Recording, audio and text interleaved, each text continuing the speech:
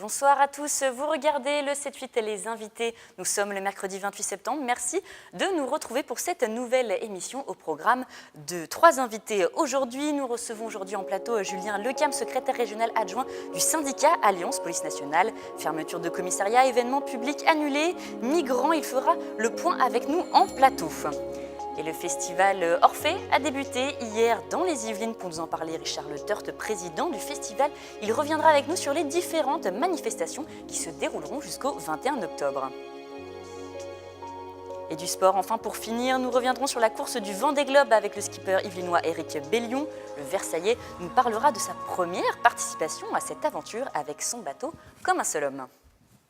Et de nombreux événements publics sont annulés dans les Yvelines. Le territoire s'attend à recevoir des migrants d'ici peu de temps. À côté de cela, des commissariats ferment. Quelle est la situation pour les policiers? Nous en parlons ce soir avec Julien Lecam, secrétaire régional adjoint du syndicat Alliance Police. Bonsoir à vous. Bonsoir. Merci d'avoir accepté notre invitation. Alors tout d'abord, nous en avons beaucoup parlé ces derniers temps, les événements publics annulés. Est-ce que justement cela concerne la police forcément? Est-ce qu'on vous demande plus de travail? Est-ce que c'est difficile de sécuriser ces événements comme les brocantes, comme les grandes braderies qui ont lieu dans les Yvelines? Alors, effectivement, la sécurisation d'événements est de plus en plus demandée par les élus. Les renforts sont nécessaires en termes de police, mais ça n'a pas vraiment d'incidence sur le déroulement de l'événement et le nombre d'annulations. On voit que le Paris-Versailles de dimanche s'est déroulé dans de très bonnes conditions. Les services d'ordre étaient assurés.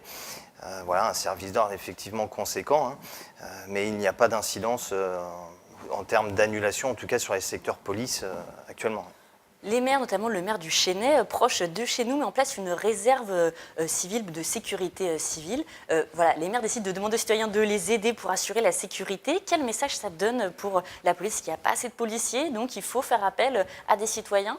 Alors, le maire du Chesnay, effectivement, c'est quelqu'un qui a perdu son bureau de police il y a environ 2 ou 3 ans.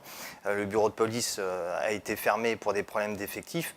Je peux comprendre, bon, il a aussi également une police municipale. Au-delà de ça, les effectifs versaillais interviennent sur le Chesnay.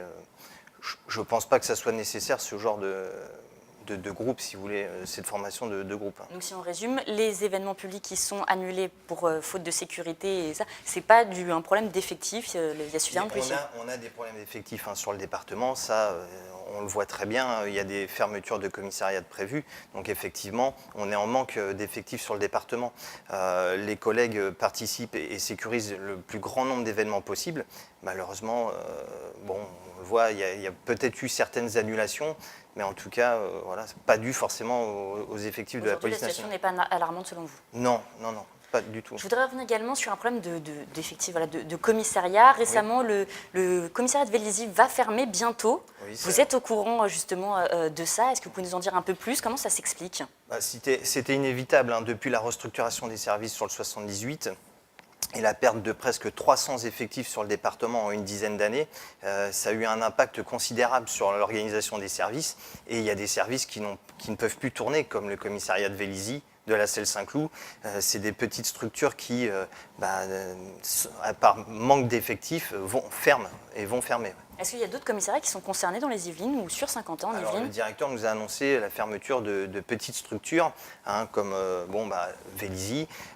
Il faut s'inquiéter, à mon avis, pour le commissariat de la Selle Saint-Cloud, les petites structures comme Marly-le-Roi, etc. Effectivement, on craint par manque d'effectifs que ces structures-là soient fermées. Quand on voit ce qui s'est récemment passé à Marly-le-Roi, c'est quand même embêtant, vraiment inquiétant qu'un commissariat proche ferme, alors qu'il y a eu des tirs dans un magasin très récemment. Alors, effectivement, nous, on tire la sonnette d'alarme, Alliance Police Nationale tire la sonnette d'alarme et réclame des effectifs sur le département depuis des années. Et le constat est le même. À chaque mouvement à la rentrée, on est en négatif. À chaque fois, il y a plus de départs que d'arrivées. Et effectivement, on arrive à des situations inquiétantes comme les fermetures de commissariats. Un dernier sujet auquel je voudrais vous faire réagir. Le préfet l'a décidé vendredi dernier, cela a été annoncé officiellement. 400 migrants vont arriver dans les Yvelines, ils doivent être accueillis. C'était une annonce qui a fait peur à la population, aux maires qui sont concernés, notamment ils doivent arriver à Rocancourt et à Louvciennes. Vous avez été informé justement de ça. Est-ce qu'on vous a donné peut-être des directives déjà à ce propos? Aucune. Nous, on n'a pas été informés. Syndicats policiers, nous n'avons pas été informés. On l'a appris par la presse. Donc effectivement, effectivement, bon, il y a une forme d'inquiétude parce que, comme on l'évoquait, hein, ce manque d'effectifs, bon, en même temps, l'arrivée de migrants ne s'apparente pas forcément à une augmentation de la délinquance. Hein. On l'a vu sur Versailles, avec l'arrivée d'une 60aine de migrants, on n'a pas constaté une hausse des faits de délinquance. Donc, par contre, c'est vrai que nous, on s'inquiète parce qu'avec la fermeture du bureau de police du Chesnay, le commissariat de la Selle Saint-Cloud qui est en manque d'effectifs et qui ne tourne quasiment plus, effectivement, on s'inquiète.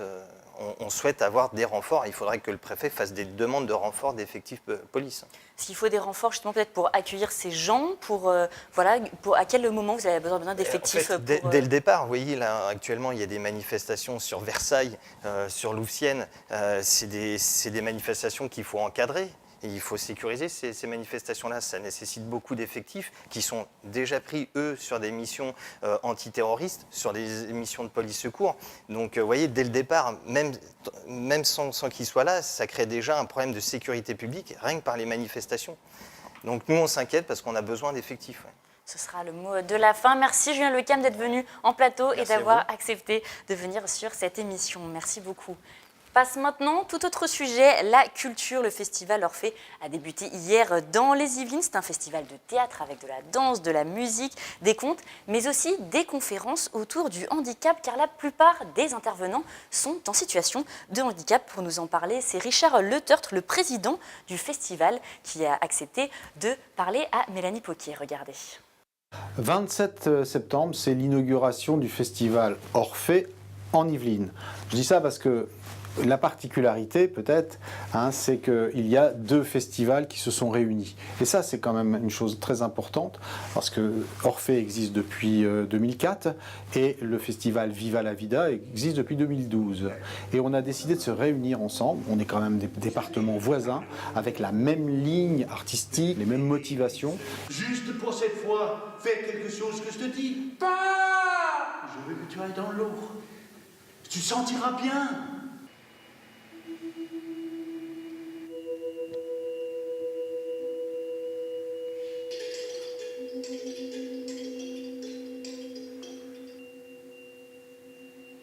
Festival Art et Handicap, comme c'est écrit sur l'affiche. Festival Art et Handicap, qui regroupe à peu près toutes les sortes de handicaps que l'on peut trouver, avec la particularité que ces personnes en situation de handicap sont les comédiens, les danseurs, les artistes que l'on verra sur les plateaux de théâtre des Yvelines, du Val d'Oise et de Paris.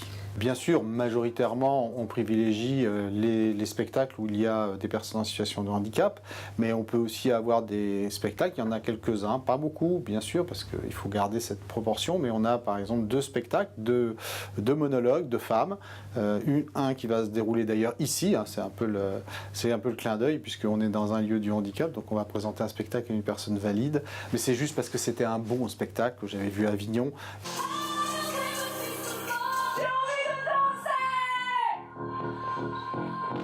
Alors c'est quoi être bipolaire? Moi je sens encore ces doigts.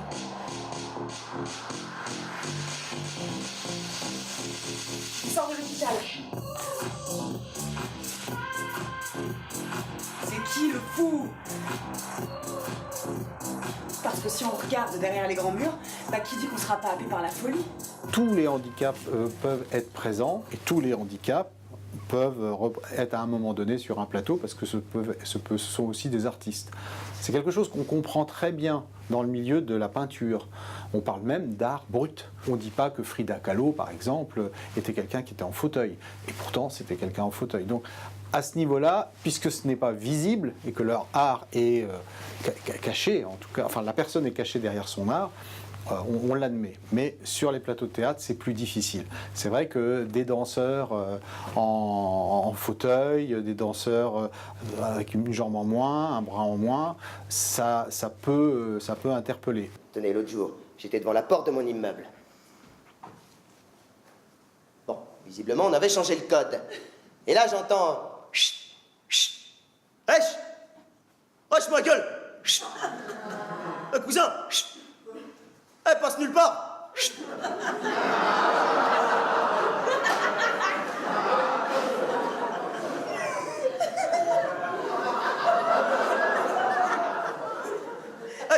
clés du fort. Oui, j'habite en banlieue. De la voile à présent, vous le savez, nous vous en avons déjà parlé, 3 skippers yvelinois participent au Vendée Globe. L'un d'eux est originaire de Versailles, c'est Éric Bellion. Le navigateur participera pour la première fois au Tour du Monde sans escale et sans assistance le 6 novembre prochain avec son bateau comme un seul homme. Mickaël Elmidoro l'a rencontré pour nous regarder. Je me sens bizarrement super serein. Et bizarrement, parce que je ne m'y attendais pas du tout, je pensais que plus les jours allaient approcher avant le départ, là il y a 53 jours, plus j'allais être stressé, etc. Et en fait, c'est l'effet inverse qui arrive. Plus la date approche, plus je suis serein. L'année dernière, j'étais assez tendu. Il y a encore quelques mois, j'étais assez tendu. Et puis, en fait, depuis que j'ai fait ma qualification, depuis qu'en fait j'ai su un peu comment naviguer en solitaire sur ce bateau, parce que je ne savais pas, je n'avais jamais fait de solitaire avant. Depuis que j'ai fait cette expérimentation-là, ça va beaucoup mieux. Ouais. Je me sens bien. Et quels sont vos objectifs sur ce Vendée Globe? C'est de terminer la course avant tout? Déjà, le premier objectif, c'est d'être au départ. Et même si c'est dans 53 jours, il peut arriver des tas de choses. Donc, c'est d'être au départ et c'est déjà une aventure extraordinaire d'être au départ. Parce qu'il y a déjà 2 ans de travail, voire 3 ans. Donc, c'est assez énorme. Et après, l'objectif pendant la course, c'est clair que c'est de finir. En fait, mon objectif, c'est vraiment, à l'arrivée, me regarder dans la glace et de me dire t'as bien assuré, t'as fait une belle course, t'as donné tout ce que t'avais, t'es allé au bout de toi-même, t'es allé là où tu pensais pas aller et t'as rendu les gens heureux et t'as porté ton message le plus loin possible. Ça, voilà, c'est l'objectif. Il n'y en a pas d'autre, en fait. C'est vraiment mythique, une course comme le Vendée Globe? C'est ce qu'il y a de plus mythique pour un marin. Le Vendée Globe, moi je me suis jamais, quand j'étais plus jeune, je me suis jamais projeté en me disant tiens un jour je ferai le Vendée Globe, c'était impossible, c'était comme si tu fais du football et tu dis un jour je ferai la Coupe du Monde de foot. C'est juste, c'était pas atteignable et puis un jour je me suis dit si, en fait c'est atteignable et si je m'en donne les moyens, si je travaille très dur, ça va être atteignable. Mais ouais, c'est mythique, il n'y a rien d'autre au-dessus. C'est ce qu'il y a de plus difficile, c'est ce qui demande le plus engageant. C'est le saut dans l'inconnu le plus incroyable parce que le jour du départ, tu pars faire affronter les océans de la planète tout seul sur un bateau qui est grand, qui est compliqué. Donc ouais, c'est un vrai saut dans l'inconnu qui est fabuleux. Il y a 27 skippers, les meilleurs du monde. La compétition va vraiment être rude cette année. Il y a les meilleurs marins du monde. Ouais. Il y a un plateau exceptionnel. On est une petite trentaine. Il y a des bateaux neufs, il y a des courses dans la course. Ça ne va pas arrêter de se croiser, ça va être super intéressant, ça va être passionnant. Ouais.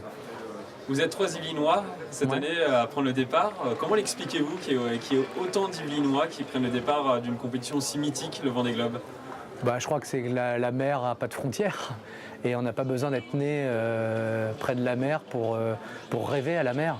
Moi, quand j'étais petit à Versailles, j'étais sous la couette avec mes bouquins de mer, je rêvais de mer et j'ai découvert la mer à l'adolescence et depuis, j'ai pas lâché.